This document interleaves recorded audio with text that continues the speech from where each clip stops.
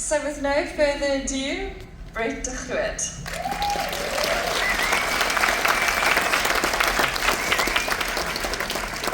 Good evening, everyone. As I said, my name is Brett de Groot. I'm the writer, director, and producer of Call of the Wild.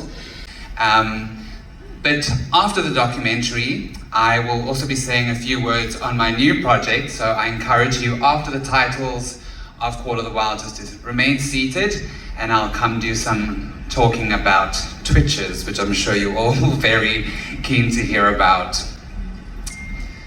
How do we describe an African sunset without actually ever seeing one? It's quite an impossible thing to do. You can't describe the prowess of a pride of lion drinking from a watering hole or witnessing the majesty of a herd of elephants. I remember coming out onto stage one night, and in the front row there was a group of people that were behaving a bit like the painting of the Last Supper, not really clapping or doing anything, and we thought it was quite strange.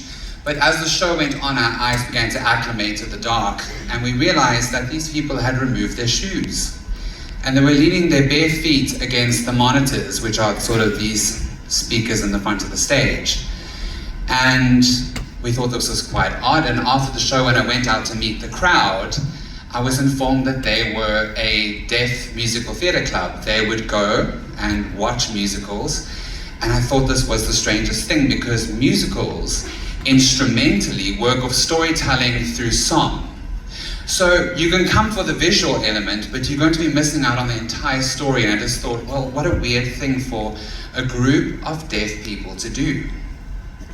But what was fascinating is they told me that just by feeling the vibrations through the monitors in front, they could ascertain if a note was technical, if a note was high, if a note was powerful, if a note was emotional. And this completely changed my way of thinking. It stuck with me for so long, this other sensory experience that we, as fully able-bodied people, take for granted. Out of all of those applicants, we were the only film to be chosen to go to the New York Film Festival, and we have now entered the, thank you. We have now entered the European Film Festival as well, beginning in Amsterdam. So it's really exciting, and I'm just so humbled that this little documentary has really got its own set of wings. Half the film is in Afrikaans, but there are subtitles, so hopefully you brought your reading glasses. That's great. You can make this film, but you have to find a young, blind Afrikaans-speaking child. Seer is 'n abstrakte idee en my verbeelding word aangevuur deur iets heel anders. Ek het net my vingerpunte en my ore en die emosies wat ontlok kan word.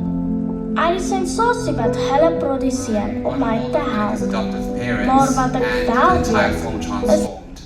Annika was born with microanophthalmia, which you will see in the film.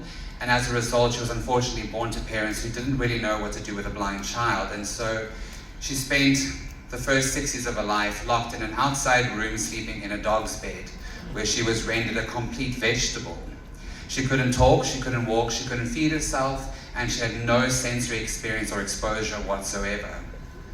But she was adopted at age 6. Op die stadium is daar 5 dogtertjies in ons huis, waarvan Annika 1 is. Ons het net die behoefte daar buitekant gesien dat daar baie groot behoefte is aan kinders wat op straat is. And her life turned around. There are 3 lessons you're going to learn from this documentary, and what I learned from this documentary is, number 1, the power of adoption. Number 2 is the power of patience and not giving up on someone and thinking, well, it's a lost cause. And number 3, the real lesson here is that pity is such a wasted emotion. Working with Annika, I realized blind people... wavelengths produced by these birds, sound wavelengths that is, we can test human hearing abilities from those deep booming sounds all the way through to those high-pitched and virtually inaudible sounds.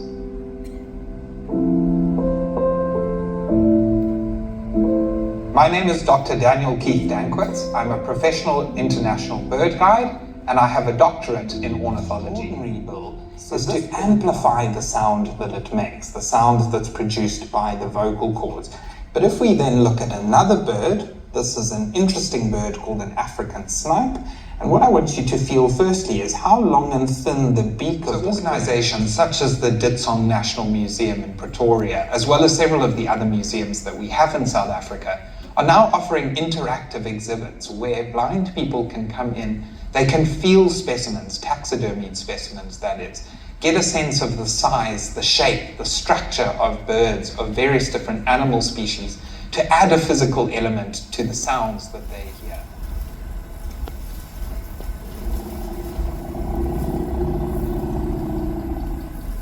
There's more rumbles down there.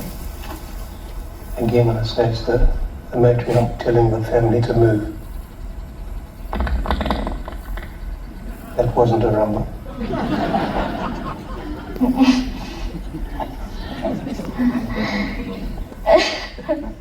Something I just wanted to maybe add to your viewing experience is all the sounds that you heard were recorded on the day in actuality. So there's no sound manipulation or anything. We just used really innovative, strong, sensitive mics, and the sound quality is just incredible. So just a little tidbit for you guys. Thank you very much, ladies and gents. Thank you so much. Thank you for taking time out of your birding today to come and watch this film. I hope you guys enjoyed it.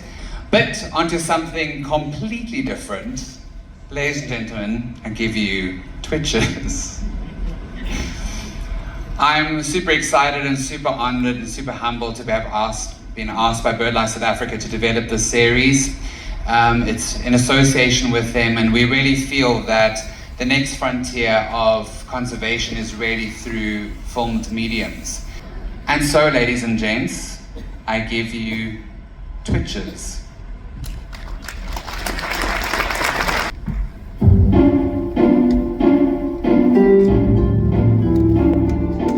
We've all seen the leather-bound tomes that are bird guides, and perchance some of you might even have marveled at the beautiful watercolored illustrations found within. And some of you might even have ticked off a few birds listed within its pages.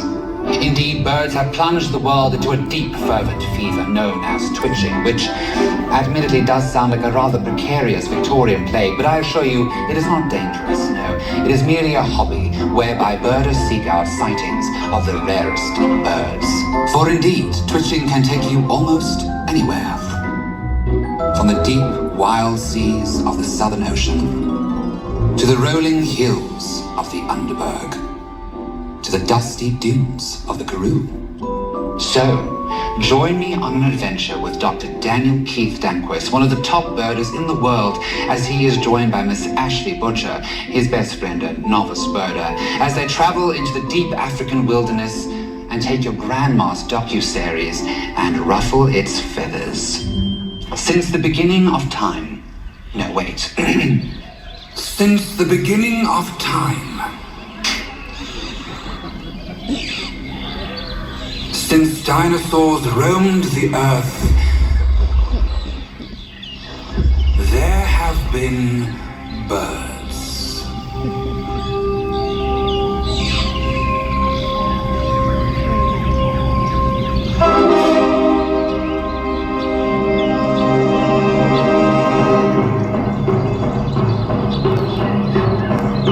And since the categorization of these feathered anomalies, since the very first bird guide, there have been birders.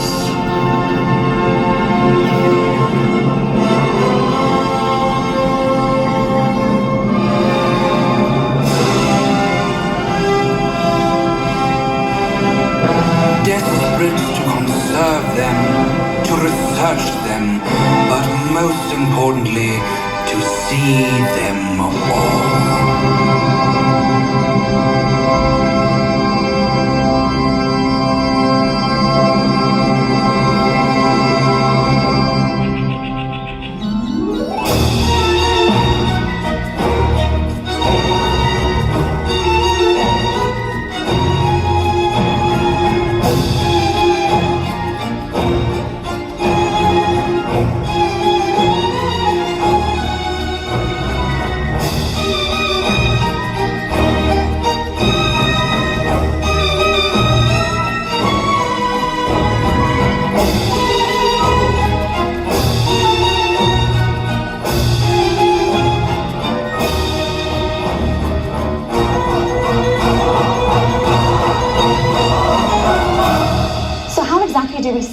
better? Well, tomorrow we're going to the hottest part of the country. Right. It is going to rain. Okay. We have to leopard crawl through the undergrowth full of mosquitoes and thorns. It's a 3 a.m. start, and we've got about a 20% chance of actually seeing this bird. Should be a piece of cake.